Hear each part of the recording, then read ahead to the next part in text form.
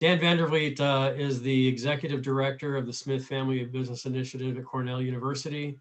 Dan and I both belong to a Family Business Directors Alliance of university directors around North America. I met Dan on literally day one of my job here at Cal State Fullerton in June of 2011. He was kind enough to approach me and introduce himself to me. And from that day, we've been, I think, very, very close friends. He's one of my favorite people on the planet. And I know he won't say the same about me, at least in public. But we text daily over Dodgers and baseball. He has a young son who's a stud varsity player back in Vermont playing baseball. And I've got a 6-year-old grandson who's going to be a stud varsity baseball player someday. And so we compare notes and videos regularly about our kids and grandkids. But so with that, Dan has worked with Pat Soldano and Family Enterprise USA in the past. He recently did this program at Cornell last month. And so an encore presentation for Dan. And so Dan, I will go ahead and just turn the bulk of the time over to you. You can announce how the program is going to roll out. And then in the last 5 minutes or so, we're going to wrap at 11:30 Pacific time. So about 11:25, we'll have a couple more announcements and things to talk about as we close. So Dan, take it away. Awesome. Well, Ed, thank you, and hello to everybody from sunny Vermont today. It's great to join you, and that was fun just to kind of sit in on some of the networking, and that is one of the things I believe we miss a lot from our in-person meetings. It's the before and after of most events where we often get a lot of value. And I just want to commend Ed for the work he has done over this last year plus now. One of the things I've really admired of watching Ed is his ability to create community. The community he has here with the Cal State Fullerton Family Business Center, the community he's been able to create through our Alliance group, and I see many of our Alliance peers on. I want to acknowledge Dave Speck, who is recently or is joining the Drucker School to take on their family business program there. And Dave's been a good friend of the Alliance for quite some time. So Ed, you've done a great job, and I think you really deserve a round of applause for bringing people together the way that you do, and also just for innovating over this last year. It's encouraging to hear you talk about programs coming up this fall, and the fact that we'll be in person, the fact that we're starting to go to events now without masks on, and having sort of in-person conversations again. It seems so foreign, but yet it's so natural to who we are and what we do.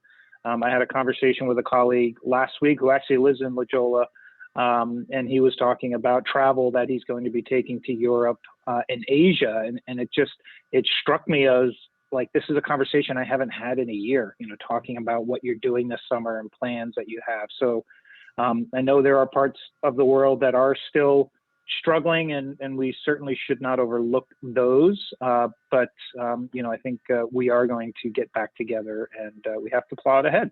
So it's my pleasure to be here and talk about this study, financial or the economic impacts of family businesses in the U.S. I'm joined by Torsten Piper, who's the lead author on this project, as well as Pat Soldano of Family Enterprise USA, somebody you all know well in the Cal State Fullerton community. They are the real workers on this.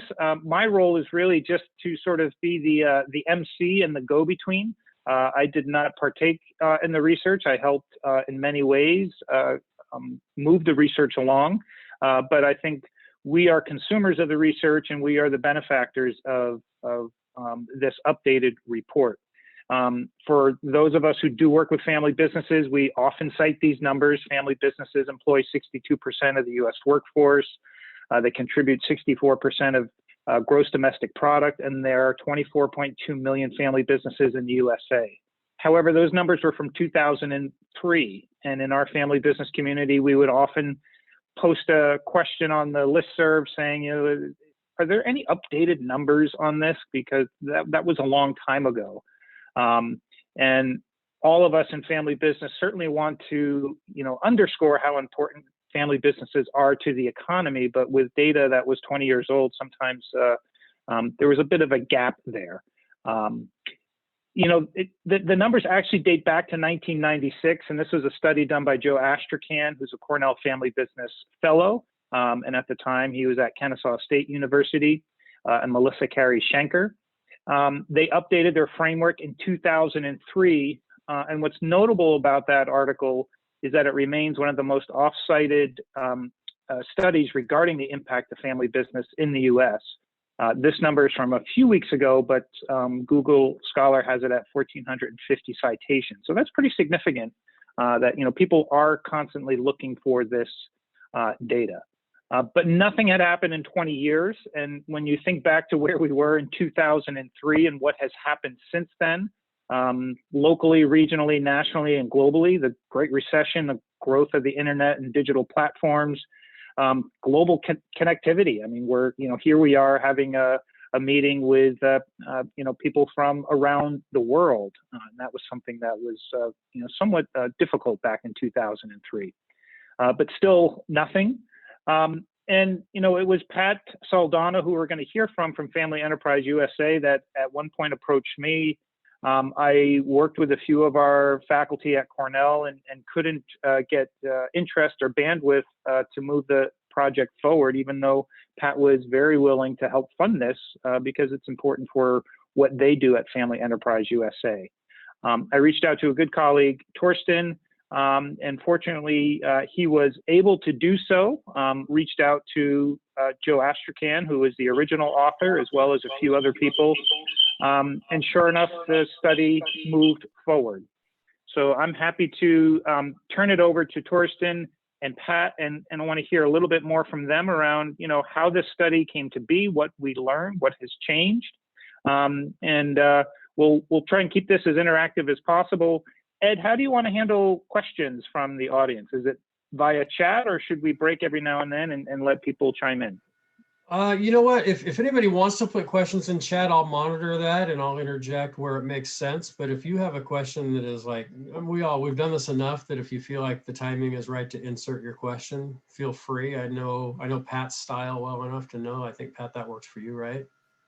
Yeah, absolutely. Enjoyed the interaction. So yeah, we'll go both ways, really. If you have a question, I'll assume if you want to ask the question yourself, you'll ask it. And if you want me to ask it for you, you'll put it in the chat. How does that work? And then, Great. Pat, if you see anything in the chat that I haven't addressed and you want to address it, because you know where you're going and I don't. So maybe you can say, hey, I see a question coming on this. I'm about to talk about that type of thing. So yeah, very open discussion as if we were in the same room. Thanks. Great. So I'm just going to be the intermediary and the go-between here. And I want to bring on Pat and Torsten. And, we have been meeting regularly in terms of trying to disseminate this and move this information out to the masses. And this is part of that effort. So thank you for joining in. And hopefully you'll learn a little bit something here about the economic impact of family businesses on the U.S. economy. So Pat, Torsten, how are you doing today?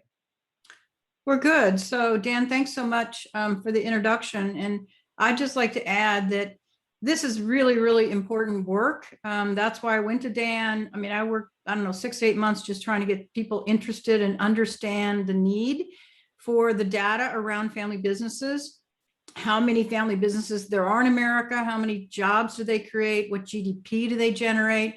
It's important for me, it's important for Family Enterprise USA, because most of you know, what we do is we talk to legislators in Washington, D.C. and advocate for family businesses. It's really hard to advocate for family businesses when you don't know what the stats are. You don't know what percent of the economy, what percent of family businesses in America, are family businesses. Now we have that data, as Dan said. It hasn't been done since 2003. It's current data. We've been sharing it all over the place. Legislators are very, very interested in this data. And in fact, the reason I've been a little distracted in this pre-call is because today, 2 bills are being introduced, one in the House and one in the Senate, bipartisan bills that will reduce the rate of state tax from 40% to 20%, which is a really big deal. And in the press release, they're going to be using this data that we've developed in this research. And I'm not sure without this research that we would have been able to achieve this, because once again, if legislators don't understand the economic impact of family businesses, why are they going to help them? So I'm just thrilled to work with both Thorsten and Dan on this, and I'm so happy we now have the work. And both Thorsten and I have slides we want to share. Thorsten's going to talk about the economic research that we just discussed, and I want to share with you Family Enterprise USA's annual survey. Most of you know that's what we're known for. We completed this year. It wasn't a very easy year to be doing a survey. I have information around how families survive through COVID, what they're concerns about. And so I think the way, if we can divide up this time, Thorsten, maybe you can, because I want to make sure we have enough time for questions at the end too, Dan. So maybe we, 15 minutes, Thorsten, and then I'll do 15 minutes. And I think that's a general plan. But of course, if people have questions in the meantime, we're open to answering them. Awesome. Sounds great. Thanks, Pat. And you're set up to share, Thorsten, Pat and Thorsten, so you guys can I'm sorry? share. Oh, the screen is, Okay. you're set to share your screen whenever you like. Great. Thank you very much. And hello, all right, everybody. so, hey, Thorsten, how's things in North Carolina? Everything is well. We hope that we get some rations of gas here anytime soon, because it ain't looking good.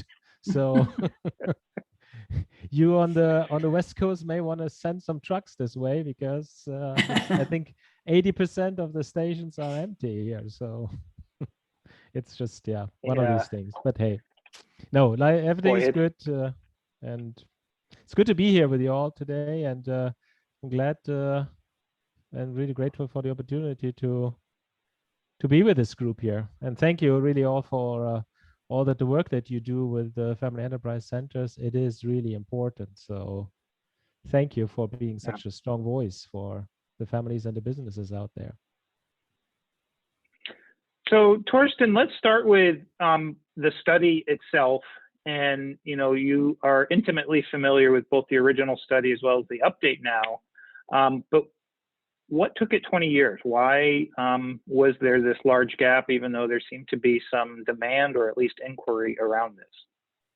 Yeah, it is a conundrum to us too. And the best explanation that we could come up with is that nobody asked for it, right? We all, including the researchers, right, and the public press, and everybody comes back to this 2003 data set there that you referenced, and nobody took the time or made the effort to really replicate it. But granted, it also is a pretty a resourceful effort, right? So it costs a lot of money, a lot of time if you do it right. So, you in your introduction, Dan, you were, as always, very modest about yourself. You've really been the magnet in all of this, in bringing FEUSA and Pat and us together, and making this happen. So really, kudos to you for being the matchmaker here, and also really a great steward for our cause. So. Thank you. Thanks. And, I think that's the power of network. And I met Pat, through my time that I came out to Cal State Fullerton. So, it does trace back to the center here. And I do remember Pat reaching out saying, she would reach out on an annual basis with the survey, which we're going to hear about shortly. So we had that familiarity, but, at one point she reached out and essentially had money in hand, which for a researcher is gold. And then it was just a matter of, like you said, kind of making the match. Those are always great friends to have, then, right? Those with the money in hand. So I just want to talk real briefly, and then we'll get into the study directly, because I think it's pertinent to those that have joined us here today. Family business research generally is somewhat difficult to undertake. I mean, we are dealing with privately held businesses who don't often readily want to divulge income or revenue or other details about the business. They are increasingly inundated with surveys and questionnaires. And then you layer on top of it, you essentially undertook much of this research during COVID, with all the added complexity and strain on businesses. So, tell us a little bit about, you are a family business researcher. What are some of the challenges that you face with many of the projects you undertake? Yes, it's it is challenging, I think, for everybody, especially these days, to get research done, because there is severe survey fatigue, right? I mean, there's a lot of people putting surveys out, including the consulting groups, companies. You bring your car in the garage, and you haven't even left the parking lot. You have 5 emails in your inbox. How was your experience? And then they come stalk you and call you at 8 o'clock at night. And so there is a lot of survey fatigue. So any type of research you do is challenging. But I tell you what, we do have this notion that the family businesses are somewhat reluctant. And I must say it really depends, because there are some family businesses who are really, really willing and very generous in supporting research. I give you one example that really fascinates me. It's just only 2 days old. That's why I'm really excited to share this. So this is a group of colleagues from Germany, which happens to be my home country, as you probably picked up by my accent. So they are family business researchers. Imagine this: they're studying conflict, and they were able to get the email communications and text messages of 5 business families going through their conflict that they're currently experiencing. Now, granted, this is all anonymized and so forth. There are no names mentioned. But imagine this: these families are so open and willing to support these researchers, because they say, if you think you can develop useful insights from the stuff that we are going through, here, have at it. You can have it. We trust you. But give us something useful. And this is exactly, I think, the challenge that you have with the research generally these days, is that the research becomes almost anthroposophic, right? It is so theoretical and meaningless to the business people. Why would you support it, right? If it's meaningless to you, why should you sit down and spend 20-30 minutes of your time talking to somebody or answering a survey if the results are published in some business journals that you don't read anyway, because it's all academic jargon? However, if we can do research that is meaningful to the family businesses, and that helps them in some way or shape or form, they are very, very happy and willing to support you. And they are just being protective of their time, as I think they should, right? Why, if you have responsibility for hundreds of thousands of employees, families, right, including your own, why would you, I'm sorry, waste your time on something that adds no value when you could invest that time in doing something really valuable? So I think they're doing the right thing and being selective in terms of where they spend their time. And if you, in my experience, whenever we have approached a family and explained to them, this is what we're trying to do and this is how it will be useful to you, they are overly generous and supportive. So it really depends. Of course, if it is some research where they don't see any value, they won't support you. And I think they're right. Now, of course, my research colleagues, they will probably not appreciate that, but then it is about doing something meaningful in the end, and it is not just the one-way road where it is, look, I'm in a university, I have to get tenure, I need this publication.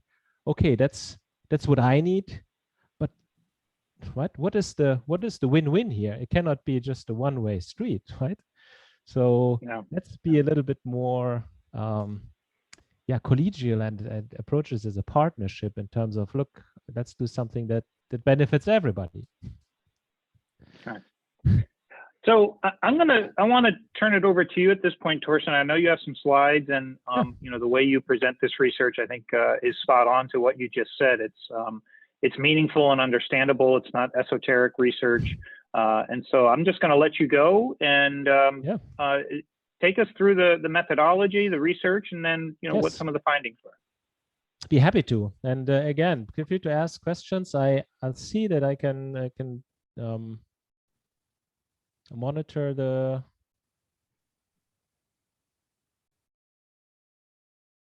the comment box, but feel free to chime in. Can you see this full screen? Yeah, it looks Yes. great. Yes, excellent, Mhm. super. So very, very briefly, just a background. Dan already gave a superb and concise overview here. So you've heard of the 1996-2003 study that Joe Dastrikhan, Melissa Schenker did there, that we always have come back to, and that really has left an imprint in both development of the field, but also in the political environment in terms of being useful for policymakers, as Pat was saying, in shaping all sorts of policies. So it has left really a lasting imprint in the development of the country. Right? So with 2021, we wanted to replicate the study, but take it to the next level, right? Do it better and making sure that whatever we find here is really relevant, but also reliable and valid, right? So we enhanced the method there in a number of ways, and I'll show you how in a little bit. Just to recap, this is what you all are familiar with, the famous bullseye there, where you can see, well, depending on how we define family businesses, from very broad to kind of a middle to a narrow definition, you can see how the contribution there on the left hand side of this pie Love you. varies. We have some new joiner in the group. Welcome. Right, so you are familiar, of course, with these numbers. So for 2021, for this last iteration, so what did we decide to do? We decided to collect the data in a two-step approach. We said, first, if we want to understand how many family businesses are there, well, we need to see what is the population generally looking like. And we relied there on IRS and census data in terms of understanding, well, what are the different size categories that the IRS uses in terms of for family businesses, or for businesses, period. They don't, of course, distinguish between family businesses. That's what we are doing here. So we first wanted to get a sense for the estimators, what percentage of family businesses are we actually talking about, so that then we could apply those figures to the various contribution data in terms of GDP, job creation, and so forth. So those were the two steps that we performed there. A little bit about data collection. So we randomly selected 12,500 companies all over the United States, right? Totally randomly, public, private, big, small, medium-sized, all across, right? And sent out surveys. And to our big surprise, we got only very few responses back. 367. It's still astonishing to us that we had such a low response rate, but as Pat said earlier, it coincided with the elections. You know, there was a lot going on at this time, and it just didn't generate the return that we thought it would. So we switched gears then and decided to do some online research, trying to do the best possible to figure out through online researches, right, what is the characteristic, the nature of these businesses out there. So that enabled us to bring the responses to just shy of 700 useful responses, which we then used in order to understand, okay, out of these 700 roughly firms, well, how many, right, are family businesses and how many are non-family businesses? So that then brought us to developing this updated bullseye model that I'm showing you next. So Same approach. We go from very narrow to middle to broad, or the other way out, if you wanna peel the onion from the outside in, so to speak.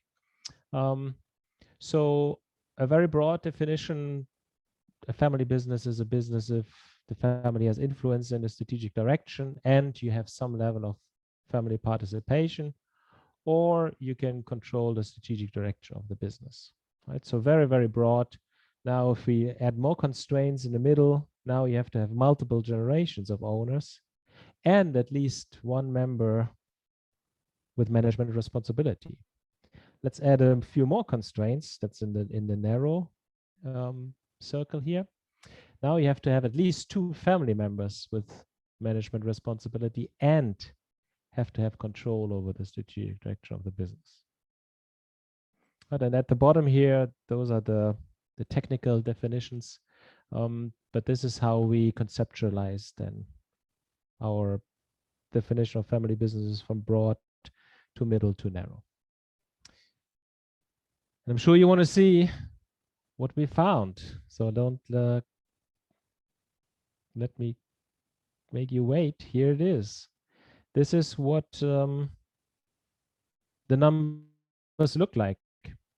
Again, look at the left-hand side here of the pie. So 87% of business tax returns, in other words, 87% of businesses in the broadest definition are family businesses. They represent about 60%, 59% of the private sector workforce. In other words, 83.3 million jobs. 54% of private sector GDP, or 7.7 trillion. And in terms of numbers, it's 32.4 million family businesses that we have in the country. If you go to the middle one, same approach. 25% of of the businesses are family businesses in the middle definition. 23% of the workforce, 23% of private sector GDP, 9.1 million firms, and then in the more stringent definition, 19% family businesses, 14% of workforce, and 14% of private sector GDP, and 7.2 million family businesses. So these are the latest figures, and if you give us a minute here, we'll put the link into the chat box here, where you can download the full report that has a lot more background and information, and also all of these charts that you can use. And please feel free to share them and tell all your friends about it. And if you have any questions, I think I stop here. There's more in here, but this is, I think, the gist of it that'll I'll help copy us. and paste that link, by the way. When we send this out to everybody, I'll also send the link in case you don't get it. Super. Oh, thank you, Dan. You already have it. Yes. Yeah.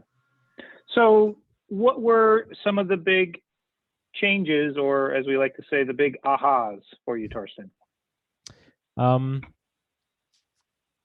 Good question. So let me preface that the comparison from the 2003 to the 21 analysis, you need to be careful, because we really did things differently in the last iteration. So it's a little bit like comparing apples to oranges. However, with that said, there's some interesting observations that can be made. One of the most interesting findings to us was that there's a whole lot more businesses out there. So from 2003 to 21, I think there was about 10 million more businesses. That's a lot. And when you think about it, well, what is this? How can we explain this, right? And of course, there's multiple possible interpretations. One One is, well, generally perhaps, right? There's more businesses, and as a function of that, there's also more family businesses. Um, you can also say, well, maybe there's a lot of truth to the fact that the family businesses are really the economic engines of the economy, right? And by growing more, by starting new ventures, well, they create more businesses generally, which is great news because, as you know, I mean, we're all friends here in this group, but there's some people out there who believe that family businesses are the bottom feeders, right? That they have no legitimacy, and why should we really care about them, and all the nonsense that I'm sure you've heard, right? But that very much disputes that notion, which is, well, if that's the case, if they're really so bad, then why are there 10 million more, right? That shouldn't happen then. So I think that is generally good news, and having more businesses generally, I think is a good message for the economy. Period. Now that we have so many family businesses, that's even better for us, and a really important message. Yeah, and Dan, what I would like to reiterate in terms of what Thorsten's saying is, think about this. 87% of the businesses in America are family-owned businesses. They generate 59% of the workforce, 83.3 million jobs, and 54% of the GDP. That is very powerful. And the reason we do this work, and Thorsten and his team did a great job, and as he explained, it's better than 2003 because we did two different methods to confirm our answers. The methodology is much better than it was in 2003. And this is really, really powerful information that we could gather no other way, because the government, as you probably all know, does not ask the question, are you a family business? They ask you lots of questions about your business and your organizational structure and all those things, but they don't ask that question. So we can't just go to government records and get that information. That's why we do this work. But you should all be really proud of the fact that you're part of 87% of the businesses in America, and you generate 59% of the workforce. That is a very powerful economic indicator for legislators, and why now they understand why they need to help family businesses more than ever, because especially, post-COVID. Mm-hmm. Yes, and two, I think your all our work and all that you do, really, it's you might think, well, these are all small steps, but all these small steps, they add up quite a bit. And I think creating that awareness for the family businesses that they are important is something that's really, really an important message to put out there, because many of them, right, they often have, it's a little bit like an inferiority complex, right, where, well, you have these big corporates that swallow the front pages of the newspaper, we know, usually only for bad things, right? Still, they get the most of the press. And the family businesses, they just work hard, right, love each other, and create an environment for the communities where everybody can strive. Well, and they do it because they know it's the right thing. But I think telling them, look, what you do is really, really important and useful, and here's how it benefits the economy and everyone, I think that is really an important message. So yes, what you said. Yeah. That. So there's a few interesting comments in regards to how family businesses are defined, and then Pierre Dupont has a question. Mm-hmm. And I do think it's interesting, using that broad, middle, and narrow definition, because I would suspect that the narrow definition is probably how we all see family businesses. It's the it's the businesses we probably interact with the most, that are most grounded in the community. But as you broaden that scope and go out to the broad definition, then you start including the SC Johnsons, or the the Walmarts even.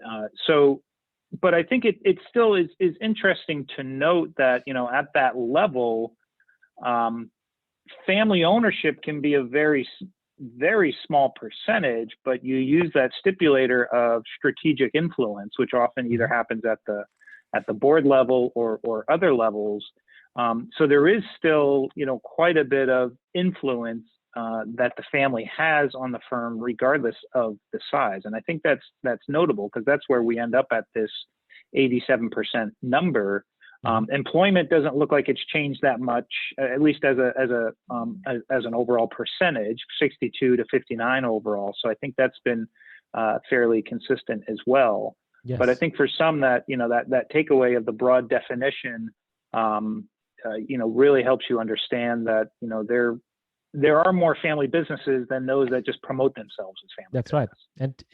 And to that point, Dan, a really interesting story. So yesterday I talked to a friend who used to be on the supervisory board of Siemens, right? That you probably know, right? The German technology company. Now the Siemens family, right? So like so many businesses used to be family started by the Siemens family.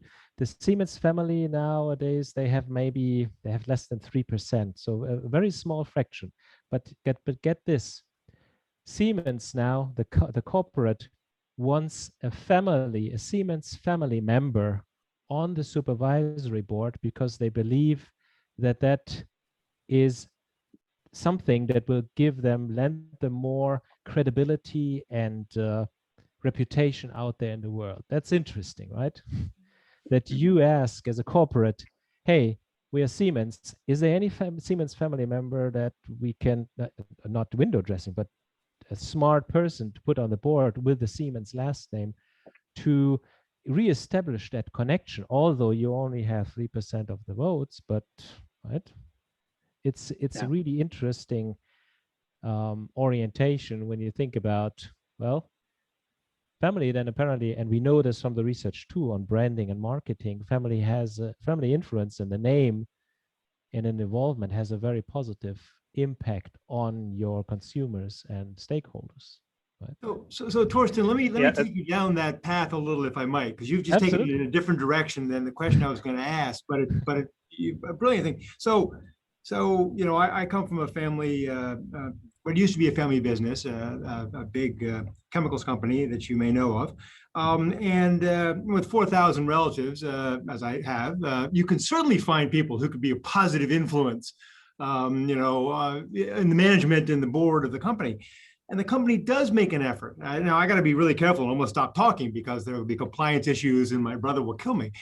So I won't say any more there. But I do recall 40 or 50 years ago being recruited very heavily by the company to become employee, and I didn't want to go that path. But the point I would make, though, really is, and in the other family business I have on my mother's side is still privately held, and in both cases there are, by your definition, 2 or 3 family members on the board. So I guess that puts it square in the middle of one of your buckets. And yet, I hate to say this, and I hope my brother doesn't shoot me, family has nothing to do with either business, nothing at all. They are being run as successful, hopefully successful, quality businesses with great boards that figure out what's the best thing for stakeholders, for employees, shareholders, you name it. Nothing to do. You can't make the point that the family is influencing either. Of course they are, but that's not. So there's a disconnect there for me. The reality of a family influencing versus just smart guys and gals doing what boards should do to make their companies successful. Can you comment in that dimension? Yes, and it's, I guess, first of all, well, it reminds me a little bit of a conversation I had with a gentleman also of a family business, publicly listed, very big, right? And I told him, I want to talk about your family business. He said, well, let me correct you. We're not a family business. We are a professional firm. Okay. Well, although there's a lot of family in the board and the family owns, I think, 50% of the voting rights, but there seems to be that antidote a little bit of, well, if you're family, you're not professional. That's not accurate. And I know Pierre, you didn't you didn't apply this, but some people out there, right, they think, well, if you have family, you cannot be professional. That's not true. There's some very highly professional businesses out there with family involvement, and they're doing great, right? It is more a matter of how do you leverage that family influence in terms of steering, influencing the strategic orientation of the business, right? One family. I will make a comment directly on that point. Absolutely. Some of you will recall that my family business, we don't use any names here, went through something of a hostile shareholder action maybe 5 or 10 years ago with another big chemicals company that happens to begin with D, and an activist shareholder whose name I've forgotten, quite honestly, I don't recall. And the CEO at the time did gather the family. The invitation went out to a couple thousand people, and a couple hundred showed up because, of course, she wanted to be able to say the family was behind her in her defense. Those are my words. That's what I suggest. I don't know the truth, but that's kind of how it felt. And she was ultimately successful in pushing away the activist shareholder, temporarily at least. And so, yes, using the family name, the family brand, to give strength in the eyes of others to the company, as maybe what you were talking about in the case of Siemens, same idea. That can be very, very valuable. But the negative that you were implying in some of your other comments or talking about was, how the family is doing it for its own benefit, running the company for its own benefit in some way, for simplistically put, fat salaries, greater distributions, whatever. No one does that, of course, really, but that is a reality. But when you get to be a big company that's got thousands of employees, I don't think any board of directors can do that. That would be practically criminal to be that way. So I think that doesn't really happen, and that's why I think you really can't say the DuPont company, of course not, Siemens, of course not, is a family business, even though it meets your criteria. Well, the question really is, Pierre, to what extent does the family really affect what happens in the business? To add another company where you see this influence very, very prominently is Ford Motor Company, right? Where the Ford family very much said, we are not taking any bailout money from the government, period. We will figure it out because we are the Ford family, and we are affected by this by our name, right? And that's a really good example, because I would say that the advantage I've often said about a family business that is privately held, and I am making the point that private ownership is better than public ownership in this regard, because a private business like the Fords were kind of doing when they didn't take the government bailout, a privately controlled business, a family controlled business that's private, can, and maybe public too, can take a much longer view, and sometimes does that on the future of the company. Whereas, the public pressure to produce quarterly results can often outweigh the long-term perspective. And that is maybe where a family influence can be a very strong positive, is that they do sometimes think, and I see this in both of my families, we don't have anything to do with the DuPont company really anymore, but in my mother's family, we definitely do with her business. We have that long-term perspective, not because we want to make sure our great-grandkids have jobs, nothing to do with that. Just that we know that for the last 50 or 100 years, the family has truthfully done well because the business has done so well, and we've had that long-term view. And so we want to kind of keep that going. We're even becoming minority shareholders in that business very quickly. So it's almost irrelevant to think about the positive benefits. Anyway, I should stop talking unless I dominate this thing, but very good points. And thank you for your presentation. I'd love to follow up on this, and let's give, maybe outside of this, so we can take some other questions here, but thank you very much. Torsten, can I ask a quick question? This is Gerard. Go ahead, Gerald. So, sorry. what kind of along the lines of what Pierre is talking about, it seems to me that I put in the chat a question about Facebook. So, as an example, so Zuckerberg has set up a corporate governance structure from the period of founding where he has control, but so in a broad sense, it makes it fit your criteria of family business. But maybe part of what the issue here is when you broadly define it, you're either defining it that way by some sort of corporate governance, or it even may have to do with the capital structure of the company and who owns the majority shares, for example, would be another way to exert the influence. In Zuckerberg's case, he was able to ensure that all of his shares have 51% voting rights. I don't know if that's changed or not, but I know that's what it was at least a few years back. So he meets that broad definition. Whether or not that means his kids or his progeny are going to be engaged in the firm in some way or not, that would remain to be seen. Probably in that industry, things change very quickly. But I think that's probably showing how that very broad definition is maybe referring to governance or capital structure, right? And it's when we get into the more narrow and mid-tier definitions that we're really dealing with the personality dynamics. And exactly. So and in an ideal world, and you're spot on, Gerard, in an ideal world, we of course would love to really understand the culture. See, one question that we initially wanted to include, but then couldn't, was the succession intentions. So do you want this business to continue as a family business versus as any form of business, right? But we couldn't, unfortunately, include that because we were limited in the responses, and through internet research, you just couldn't. But in an ideal world, yes, we'd love to know everything about the culture, right? What is your commitment? How much hard blood do you have really in there? What's your skin in the game?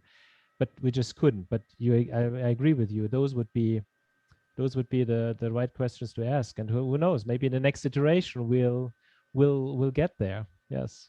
Let me just give a quick anti-example. If you think about Tony Hsieh, who just passed away, he had started his first startup, which he sold to Microsoft. If you've heard him talk about it, he basically lost control of the culture. So he sort of abdicated and refused to exert strategic control over the organization. And it got to the point where the organization was controlling him, and he dropped out and sold the company off to Microsoft. I think that's almost like an anti-example of a non-family business, even though he was a founder, even though he had ownership and so forth, but he really didn't run it in a way of controlling it strategically, operationally, corporate governance wise. As a family business, he sort of abdicated that role, perhaps due to a lack of experience, and sold it off to Microsoft and went off and did something different later. So that, I think that's kind of almost like shows an anti-example of what was described earlier. I want to interject a logistics thing really fast. I know we're up against our time. We are recording. We are going to go over today, just so you know. So if anybody has to duck out, we will have the recording available to everyone, but we are going to go till we're complete and not just till 11:30, just so everybody knows. Take it down. Thanks, Ed. I do want to give Pat some time, and it seems like we need a follow-up forum, Ed, on how do you define a family business, because there's a lot of good conversation here. Absolutely. But I want to bring in Pat because she, concurrent to all of this going on, has conducted her own family business owners survey. And this is something that has gone back to, I think, 2012. So this is a wonderful tool that comes out annually. And the 2021 survey was just published in the last few weeks. A lot of rich data in here as well that correlates to some of what we've already talked about. And at the same time, conducted this survey during everything going on with COVID. So I'm going to shuttle it over to Pat real quick. So Pat, take it away. Thanks, Dan. So do you see my slides, and do you see the presenter's view, or? It looks like the presenter's view, so you might want to swap your screen. Okay. This is always. Yep. Yeah, there you go. Okay, perfect. Yeah. So thank you. I would just like to comment that for whenever anyone asks me, how do I define a family business? And usually it's got to be less than a 30-second response. I say a family business is a family business if the family controls the business, either by ownership or management. That's a very, very broad definition, but it works when you're talking to people outside the family business space. And to everybody's comment, that does include a lot of those businesses that you wouldn't necessarily think of family businesses. I also believe that there is real value in the family staying involved in the business, because I always believe the family is the heart of the business. And I think if the family has nothing to do with the business, you lose the heart of the business. Now, sometimes that just has to be, and it evolves. But, you know, for what it's worth, that's, with my years of working with family businesses, that's how I articulate it. So I'm going to get through these as quickly as I can. Everyone knows who we are. Again, you know, we're a 501c3. Our sole purpose is to advocate for family businesses and their concerns at a national level in Washington, D.C. And the statistics you see on the left side are really the statistics that Thorsten just shared with you this morning. I'm not going to go through the highlights because I'm actually going to just go through each of the screens, each of the slides individually. Okay, I'm not sure about that. So first of all, who responded? This year, we only ended up with 172 respondents, actually 5 less than last year. COVID really played a big role, as well as we were in the field for a month less. It was disappointing, but we determined we needed to get the work done. And so we closed early so that we could get the information to members of Congress. Because as you all know, tax policy is at the forefront right now in Washington, D.C., and tax policy is one of the most important issues for family businesses, and you'll see that. 82% of the respondents are in these senior management positions, CEO, vice president, you know, chairman, those roles, which is who we want to have answer these questions. What are the industries that they were in? Manufacturing always seems to be at the top of the list. And then real estate, food and beverage, agriculture came in 4th this year. It's been 6th in other years. And the reason this is important is we still see ourselves as a country of farmers. And that we do have a lot of farms, but manufacturers, real estate, construction, those industries have the same issue that farming businesses have, which is the illiquid nature of their businesses. So if we're going to help the farming industry, we need to help all family businesses because many of them struggle with the same issues. This year we asked 100 or more years in terms of how long have you been in business? Because last year we only asked up to 30. And what's amazing is you can see 17% of these businesses have been in business more than 100 years, 76% more than 30 years. So as we all know on this call, families plan their business as a legacy, not only for the family, but for their community and for their employees. And so that's reflected in the age of these businesses. We asked how many employees that you have. This year, we seem to get a little bit more on the smaller end, 47% at 1 to 50, but 35% have 50 to 100 employees, 17% over 500 employees. Typically, the families that respond to this survey tend to be on the larger to medium size because they understand the need to have this information. I think they tend to be more multi-generational. They tend to be a little more complicated, and they understand the need for advocacy. This is really powerful with legislators. 52% of these family businesses believe that they pay above average in terms of their compensation and benefits versus non-family businesses. And I always use the White Castle family as an example here because the White Castle is the first business in America, not family business, the first business in America to ever pay benefits to employees. So once again, family businesses seem to take care of not only their family and their community, but their employees as well. In terms of the size, 30% of these businesses have over 50 million in revenue and 58% have over 10 million. That was 2020. And then you can see for 2021, there's similar percents. So it's a little bit of disconnect here between the revenue size of the business and the employee size. And I'm not sure what that all means. But as I mentioned, most of our businesses tend to be more on the medium to larger size. Did your business grow or decline in 2020? Well, probably not a surprise. 58% of these businesses declined. Their revenue declined in 2020. And the reason for that is at the bottom of the screen. Industry conditions, economic conditions, and the coronavirus all scored at the same level. So coronavirus had a very significant impact on these businesses and the growth of their revenue. Interestingly enough, it didn't have as much of impact on the jobs loss as you might think. So 1 to 50 lost, 77% lost 1 to 50 jobs, and 79% actually added 1 to 50 jobs. So when we hear about job loss, what's interesting with family businesses is they try to hold on to as many jobs as possible. And if they had to let go, it was maybe 5 or 10% of their businesses in most cases, as you can kind of see from this graphic. When we asked them, what did you do to manage your business during the pandemic? 27% of them said, keep people employed. That was their most important agenda. And so they protected their employees with remote working. They reduced their business costs. They supported their families and their communities and their healthcare workers. Some of them, in fact, did have to reduce their workforce. And many of them cut back or eliminated their distributions to shareholders entirely.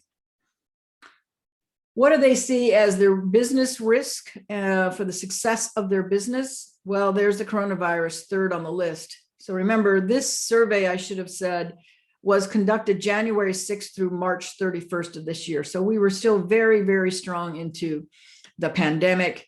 So it was very, very important to them. And it was one of their high risk, along with, of course, the market recession and government regulation, which if you look at the bottom of the slide, you can see that government regulation was actually second, coronavirus third or fourth, in terms of where they see the business impediment for 2021 and 22.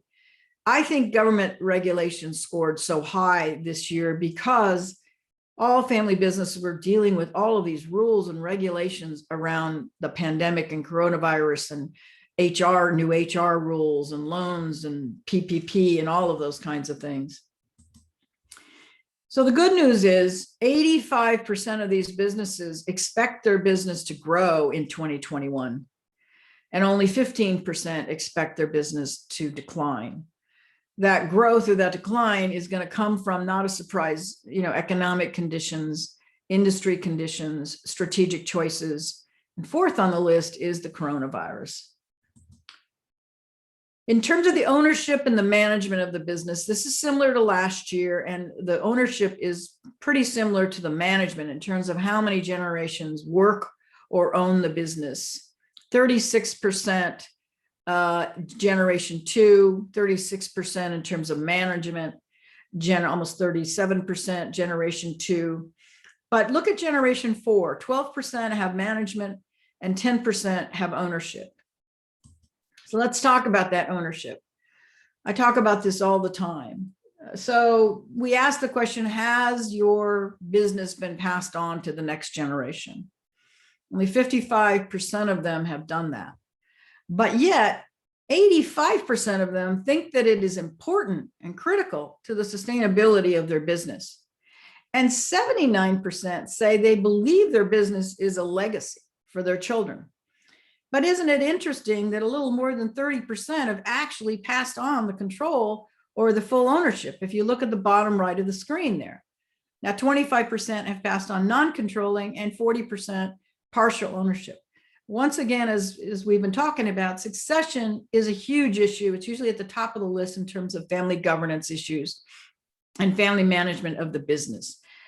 Founders in particularly struggle around not wanting to pass this control on. It's their business, it's their baby. They're not ready to leave yet. Their children aren't ready yet.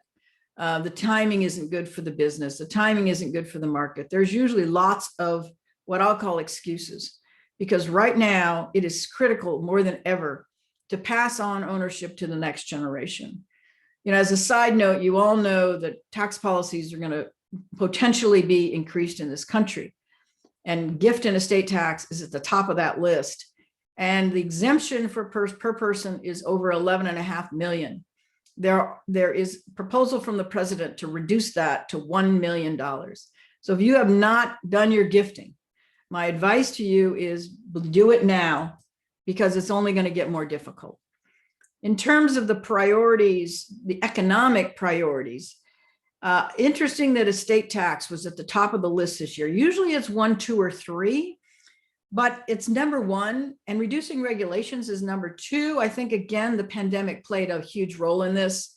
then simplifying the tax code, which is usually not this high up, but I suspect it was because, once again, the tax code, had those implications of COVID, and it was just trying to work your way through all of those rules and regulations. Income tax, important as well, because we know family businesses are paying income taxes at a different rate, which is why when we talk to them about their tax policies, it's actually number one. Remind you all that most of you probably operate through a pass-through entity, and 199A is still here, but there's advocates that are trying to eliminate 199A, so you don't get the benefits you've gotten in the past. So you're still paying at that 30 to 35% tax rate, whereas corporate America or the C Corps are paying it at 21%. Now, granted, that's going to go up as well as capital gains, as well as the estate tax. But this is where family businesses are: income tax, capital gains, and estate tax in terms of their tax priorities. Because the estate tax is important to family businesses, and this year at the top of their economic priorities, we asked what would they prefer. Most would love to have the current exemption, which is at an all-time high, as I said, not expire in 2025, which it is slated to do. And second, they'd like to have the rate reduced from 40% to that of capital gains, or 20%. As I mentioned earlier, there is legislation being introduced today in the House with Congressman Arrington and Congressman Cuellar, bipartisan legislation that will reduce the rate of estate tax from 40 to 20%. And Senator Cotton and Boozman from Arkansas are introducing that same legislation in the Senate. Will it get voted on? Not likely, but it sets a marker in terms of what family businesses want. Repeal is third on this list, and then increasing the current exemption. And the last slide I'll share with you revolves around charitable giving. We all know how charitable family businesses are and that they give locally. This year, we had an interesting statistic. 71% of family businesses give locally versus 21% nationally. But we had 8% that didn't contribute at all. And I think, again, the coronavirus, the pandemic really played into that. This 71% last year was 77%, and the year before it was 79%. So generally, family businesses are still helping their communities. But this was a trying year. 2020, 2021 have been trying years, as everybody knows, for family businesses. So I would just like to thank BNY Mellon, because BNY Mellon actually is the sponsor of this survey. They've been a great sponsor for us. They actually came to us and asked us if they could sponsor this survey. Shame on us for not thinking about it in advance, because they believe this information is so important to family businesses and the advocacy that we do. These are those organizations, some of you may be on the call, that supported the work in terms of distributing that survey out. Many of these are family business centers around the country, and we really want to thank you for that. With that, I'm going to stop sharing, and I have a tendency to talk through and not allow questions, but I wanted to make sure I got through as many of the slides as I could get through. So Dan, I'm going to turn it back over to you. Awesome. Yeah. Thanks, Pat. And those are great numbers. I did put in the chat box the link to both the research from Torsten that Family Enterprise USA funded, and there's some great links on there, both the overall summary as well as the executive summary, and even some good graphical pieces that are worth sharing, as well as this annual owners survey, which dates back to 2013. So there are links to all of those there if you do want to, trace, the progress over time. Looks like Dawn Grove has a question. Dawn?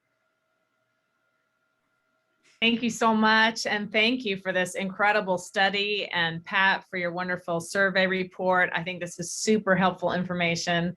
I'm Dawn Grove, Vice President Corporate Counsel for Karsten Manufacturing Corporation. We're the parent company of Ping Golf Equipment, and we are a fully family-owned private business started by my grandfather in his garage 62 years ago.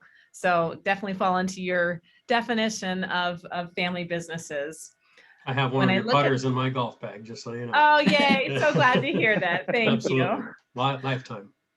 When I look at this 54% GDP number, I just feel like you are onto something really, really huge. I think that needs to be a big focus, because manufacturers are so heavily recruited. within the US by other states, but mostly outside the US by other countries. And they can so easily move as opposed to farms or restaurants or other things that are tied to the local area. And as our corporate taxes are likely to be raised, I think this is going to become a huge bipartisan issue where both sides are going to want to do something to keep manufacturers here so that people can have locally made products.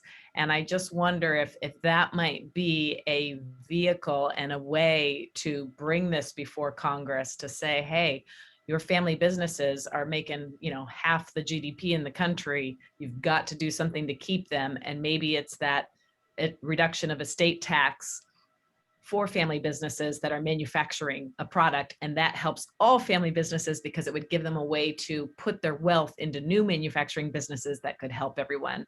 I think it really could be something that takes hold even in an atmosphere like this. And I'd just love to get your insight on that.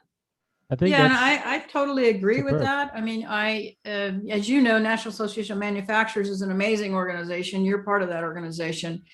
They do great work in Washington, D.C. We've given them this information.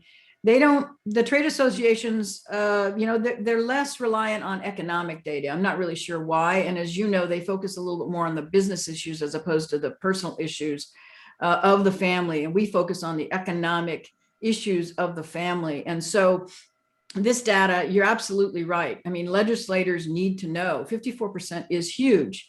59% of the workforce is huge. And right now we're all about jobs in this country. So we need to talk about it and talk about it. And we can't talk about it enough. Everyone needs to talk to their individual legislators about it as well. That's why, Dan and Thorsten and I have gotten together every other week and we talk about where do we distribute this work, because that is really important. So it's media, it's think tanks, it is obviously members of Congress. Anywhere we can get articles or get it distributed, we try to do that, because ultimately it's got to get back to the people that make the laws in this country. And Don, to your point, it's not just estate tax, that's important, but income tax, capital gains tax. I mean, they're all going to go up. And also to your point, in the states need to think about this too, because businesses can pick up. As there's a business in the state of Washington who left the state of Washington with thousands of employees and moved to your state, Arizona, Don, because they imposed a 14% state estate tax. And, that is possible. And now the state of Washington is going to impose a 40% state estate tax on top of a 40% federal tax. So I don't know why anyone would move to the state of Washington that has any kind of business. So, but unless you keep talking about that, and unless you keep letting legislators know this data, laws are going to change and you're not going to like the way they change. We have a huge number of family businesses and manufacturers moving to Arizona from Washington and California in particular. It's literally half the new jobs coming in are manufacturing jobs because of that. And if I can add, Dawn, I perfectly agree with your point. And see, we've been talking a lot so far only about the economic in a financial point of view impact. Now, if we add to this mix all the other things that family businesses do, and I can show you some of the research findings, which are family businesses pollute the environment less. Family businesses lay off fewer employees regardless of how they perform. Family businesses do more for their communities than non-family businesses. The list goes on and on and on. If you include this, you are talking of them literally being not only the bedrock of the economy, but also of society and social cohesion generally. And if this is not something that you are willing to forget your fights and reach and mend across the aisle, so to speak, then I don't know what is going to be important. So yes, absolutely, I think you're spot on. This can very much be something to overcome these divisions. Yes. Thorsten, to your point last night, real quick, last night, I surveyed this audience of 150 or so people and asked what types of community give back have you seen during COVID and who led the charge. 100% of the names shouted out were family-owned companies. Exactly. There was about 17 or 18 names shouted out from the audience. Yep. See, I always tell about our university administrators who don't, with some, not in our case, but in some places, don't understand the meaning of family business. And I say, well, next time you walk over your campus, just look at the names on the buildings. Mm-hmm. And I bet you out of 10 are family businesses. Come to our And you're campus, telling you'll me see it is not important? I mean, yeah. then you're apparently walking over campus with the eyes closed. Because it is so obvious and so apparent. And why are they not getting it? I don't know. But I think what you all are doing is fantastic. And I think it's exactly that type of work that is going to make a difference. But I think having an attitude like the family businesses in terms of, look, it just takes time. And what we do know it's meaningful, and it'll happen. Now, are we going to see it in our lifetime? Hopefully. But if not, we are creating a darn solid foundation for others to carry this forward. And it's worthwhile doing. Yeah, when our building was built on campus in 2008 at Cal State Fullerton, there's a wall, and most of you who've been there have seen it. Most of the names on there are current or past members of our center, including some people that are on this call right now.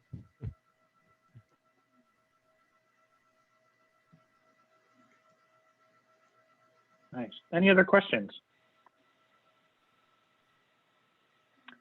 Well, we've gone over a little bit, but I'm glad that you have all stayed engaged. I just want to say a few closing words on behalf of Pat and Torsten. Thanks for having us today and being so open to this. Some great comments and discussion, and certainly room to grow. Yesterday I hosted a conversation around entrepreneurship and family business. Are they the same thing, or are they different? And I think what that talk, coupled with what we see in the research here, where there are 32 million family businesses, which is 10 million more than about 17 years ago. Entrepreneurship really starts in the family, and we're seeing that families often lead that, whether it's the founding generation or the second, third, or fourth that keeps it going, that pivots during times of trouble, and that has sort of the long-term perspective that finds ways to get through the last year that has been so difficult on all of us. I want to also just acknowledge the fact that many of you have completed these surveys in one way or another, and you can see the fruits of that labor here. When we send those out, we're always careful to, as Torsten said, sort of keep the end in mind, that there's a purpose behind these, and it's great to be able to sort of close that circle and share some of these results back with you all. So this was a great discussion, great interaction, and great format. So Torsten, Pat, thank you both. I'm going to throw it back to Ed, because this is your show and not mine. Thank you, Dan. You've done us proud. For those that are out with us now, and for those of you who are watching the recording, if you'd like to be part of future surveys, send an email to me at hart@fullerton.edu. We'll make sure that you get on the survey list as we go forward, and also the results. If you know family businesses that should be part of this program, not just our center, but Cornell or Drucker, who was on here earlier, or just part of the Family Enterprise USA family as well, let them know. I'm thrilled to see the numbers as they are. Dan and I always talk at our Alliance conference, and all of our colleagues, we really don't know or didn't know how many family businesses there were. You hear 70%, you hear 40%, you hear 80 million, you hear 30 million. Well, I think we have some really good data now that we're going to continue to use going forward. So I will wrap it up and just thank everybody for being here with us today. Again, I know you, like we mentioned before, you have a lot of options for where to spend your time. And we always try to do our best across the country, all of us who run family business centers, to provide content and experts that will be of value to you. That's the whole reason that we exist, is to create value for all of you. So if there's not any other further questions, I think we've come to a good spot to conclude.